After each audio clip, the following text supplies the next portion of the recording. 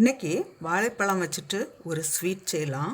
அதுக்கு 2 நேந்திரம் வாழைப்பழம் எடுத்துருக்கிறேன், அரை கப்பு வெல்லம், 3/4 கப் தேங்காய், 2 டேபிள் ஸ்பூன் ரவை, ஒரு 4 ஏலக்காய். இந்த ஏலக்காயை பவுடர் பண்ணணும்.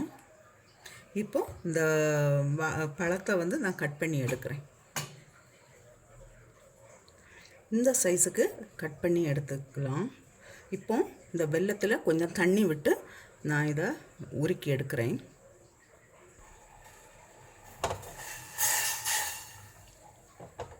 இது வெல்லம் உருகினா போதும்.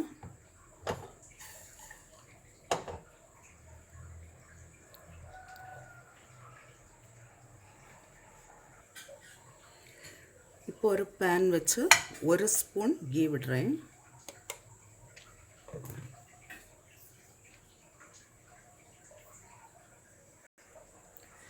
இப்போது இதில் தேங்காயை போட்டு கொஞ்சம் ஃப்ரை பண்ணி எடுக்கலாம்.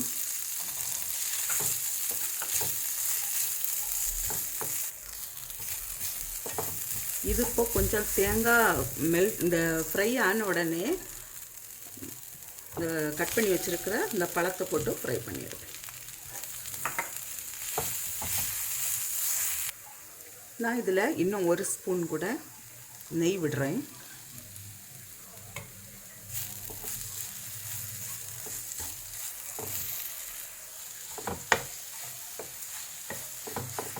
இப்போ இதில் இந்த ரவையை சேர்க்குறேன்.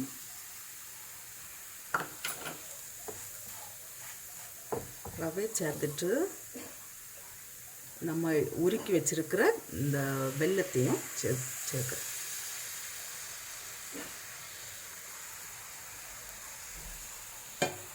இந்த ரவை இதில் வெல்லத்தில் சேர்ந்து வேகட்டும். இதில் இப்போது பொடிச்சு வச்சிருக்கிற ஏலக்காயை சேர்க்குறேன்.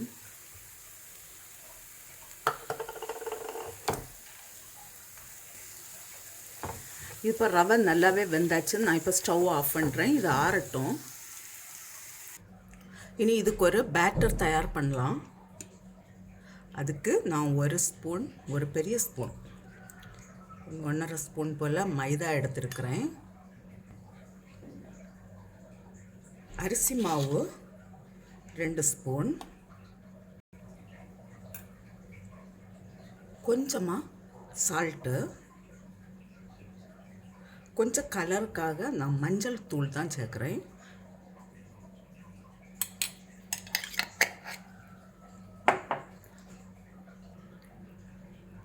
ஒரு ஸ்பூன் சுகர். இதை இப்போ கொஞ்சம் தண்ணி விட்டு மிக்ஸ் பண்ணி எடுக்கலாம்.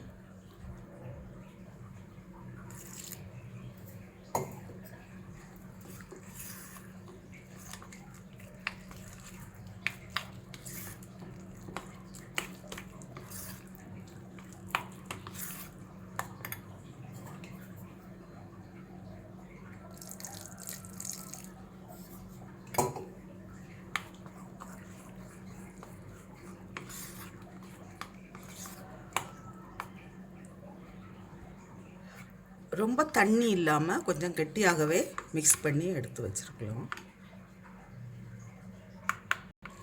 இப்போ இந்த தேங்காயும் பனானா எல்லாம் போட்டு நம்ம மிக்ஸ் பண்ணி இருக்கிறத இது இப்படி ரவுண்டட் பால் போல் பிடிச்சி வச்சுருக்கலாம். இப்போ நமக்கு ஆயிலில் ஃப்ரை பண்ணி எடுக்கலாம்.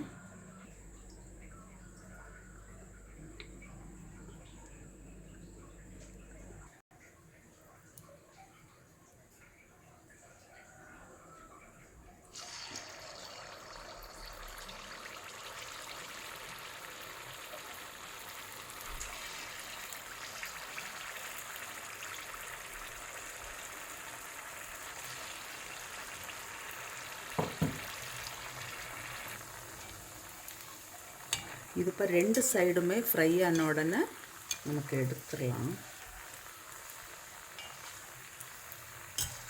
நான் இதை இப்போ எடுக்கிறேன்.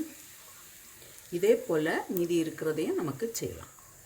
செய்துட்டு பார்க்கலாம்.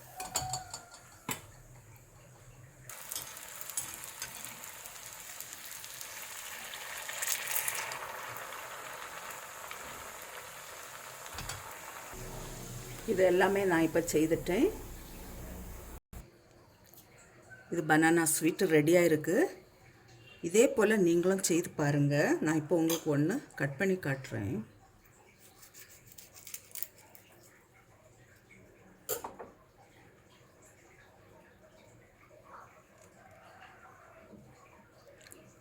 செய்து பார்த்து உங்களுடைய கருத்துக்களை தெரிவிங்க. உங்களுக்கு இந்த சமையல் பிடிச்சிருக்குன்னா சப்ஸ்கிரைப் பண்ணுங்கள்.